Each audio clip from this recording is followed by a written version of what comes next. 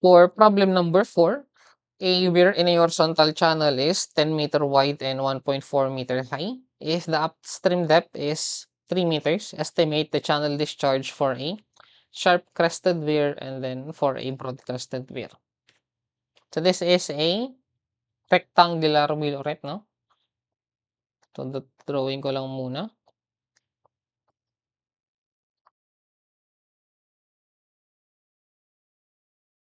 And then we have a crest. We have a head.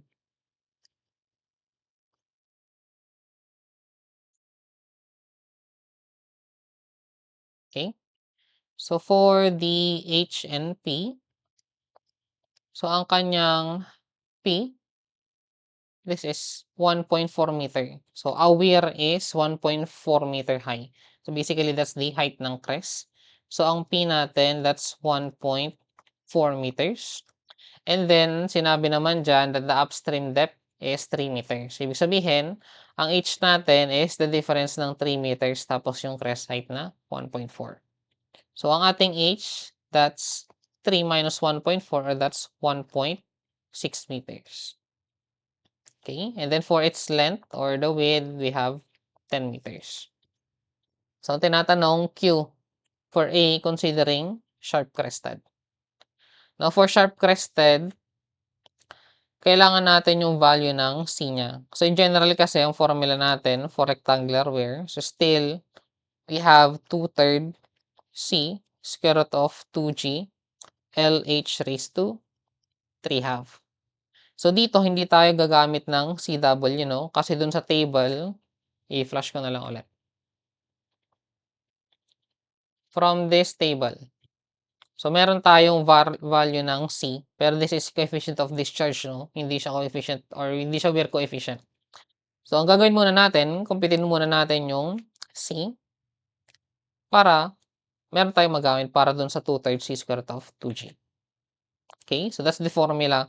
So for part A, sharp crested, for part B, broad crested naman. So yan yung dalawang formula na gagamitin natin for this problem.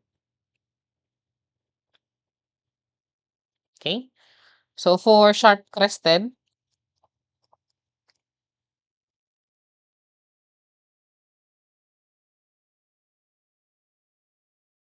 ang formula natin ng C is equal to 0.611 plus 0.075 quantity H over P. So substitute 0.611 plus 0.075. Ang H natin is 1.6. Divide natin ng P na 1.4.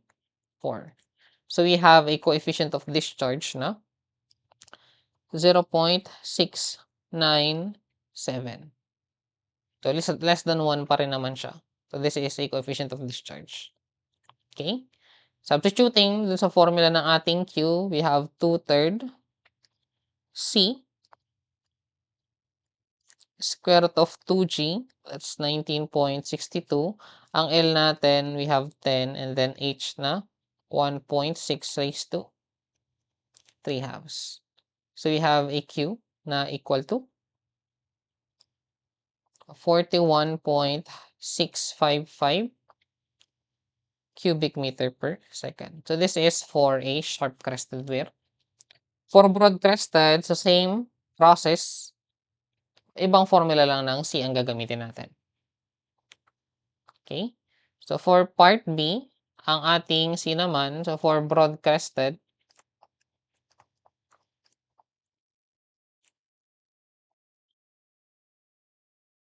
ang formula natin ng C is equal to 0.65 divided by quantity ng 1 plus H over P, and then all of this is raised to 0.5.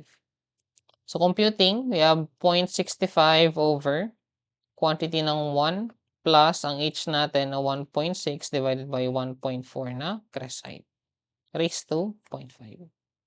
So ang ating coefficient of discharge is 0.444. So ito yung gagamitin natin sa formula ng Q. So we have 2/3 C square root of 2g times L times H, 1.6 raised to 3 half. So, for broad-crested, ang discharge natin is 26.535 cubic meter per second. So, this is our answer for this problem.